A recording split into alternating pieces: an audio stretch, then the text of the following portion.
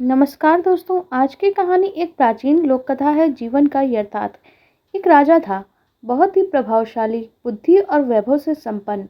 आसपास के राजा भी समय समय पर उससे परामर्श लिया करते थे। एक दिन राजा अपनी सैया पे लेटे लेटे सोचने लगा, मैं कितना भाग्यशाली हूँ, कितना विशाल है मेरा परिवार, कितना समृद्ध है मेरा अंतःपुर, कितनी मजबूत है मेरी सेना, कितना बड़ा है मेरा राजकोष। ओह! मेरे खजाने के सामने कुबेर के खजाने की क्या बिसात। मेरे राजनिवास की शोभा देखकर अप्सराएं भी ईर्ष्या करती होंगी। मेरा हर वचन आदेश होता है। राजा कवि हृदय था और संस्कृत का विद्वान भी। अपने भावों को उसने शब्दों में पिरोना शुरू किया। 3 चरण बन गए, लेकिन चौथी चरण नहीं हो पा रही थी। जब तक श्लोक पूरा नहीं बन जाता, तब तक कोई भी रचनाकार उसे बार बार दोहराता है। राजा भी अपनी वो 3 लाइनें बार बार दोहरा रहा था, जो कि संस्कृत में थी, जो हिंदी में हम बताते हैं। मेरी चित्ताकर्षक रानियां हैं, अनुकूल स्वजन वर्ग है, श्रेष्ठ कुटुंबी जन है, कर्मकार विनम्र और आज्ञा पालक है, हाथी घोड़ों के रूप में विशाल सेना है। लेकिन बार बार गुनगुनाने पे भी चौथा चरण यानी चौथी लाइन नहीं बन रही थी। उसी समय संयोग की बात है कि उसी रात एक चोर राजमहल में चोरी करने के लिए घुस आया था और मौका पाकर राजा के शयन कक्ष में घुस गया और पलंग के नीचे दुबक कर बैठ गया था। चोर भी संस्कृत की भाषा का विज्ञ और आशु कवि था। समस्या पूर्ति का उसे आभास था। राजा द्वारा गुनगुनाए जाने वाले श्लोक के 3 चरण चोर ने सुन लिए। राजा के दिमाग में जब चौथी लाइन नहीं बन रही थी, तो वो भी ये जान गया कि 3 लाइनें सुनकर चोर का कवि मन भी उसे पूरा करने के लिए मचलने लगा। वह यह बात भूल गया कि वह चोर है और राजा के कक्ष में चोरी करने के लिए घुसा है।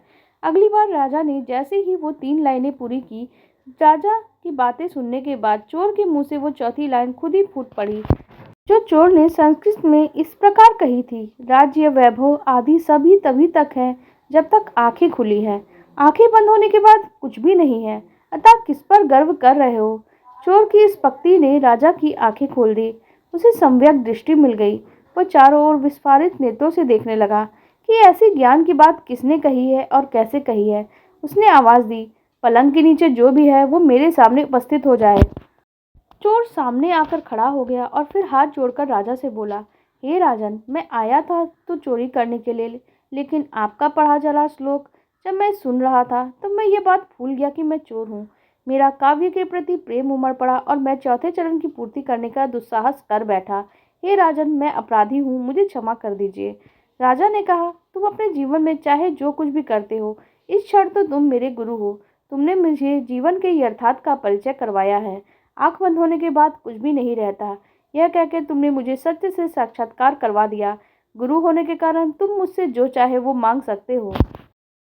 चोर की समझ में कुछ नहीं आया, लेकिन राजा के बात सुनने के बाद उसने कहा, आज मेरे ज्ञान की आंखें खुल गई है, इसलिए सुबह से शीघ्रम इस सूक्त को आत्मसात करते हुए मैं शीघ्र ही संन्यास ले लेना चाहता हूँ। राज्य के तृण के समान अब मुझे प्रतीत हो रहा है, यदि तुम मेरा राज्य चाहो तो मैं सहर्ष तुम्हें दे देने के लिए तैयार हूँ। इस पर चोर बोला, राजन, जैसे आपको इस वाक्य से बोध पाठ मिला है, वैसे ही मेरा भी मन बदल गया है। मैं भी संन्यास स्वीकार करना चाहता हूँ। राजा और चोर दोनों ही सन्यासी बन गए। एक ही वाक्य की पंक्ति ने दोनों को स्पंदित कर दिया, दोनों का ही जीवन बदल दिया। यही है सम्यक दृष्टि का परिणाम। जब तक राजा की दृष्टि सम्यक नहीं थी, वह धन वैभव भोग विलास आदि को ही सब कुछ समझ रहा था।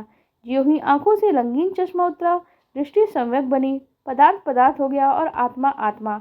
आपको हमारी ये कहानी कैसी लगी, आप कमेंट सेक्शन में जरूर बताइएगा। साथ ही वीडियो को लाइक कर दीजिएगा और हमारे चैनल को भी सब्सक्राइब कर लीजिएगा। धन्यवाद।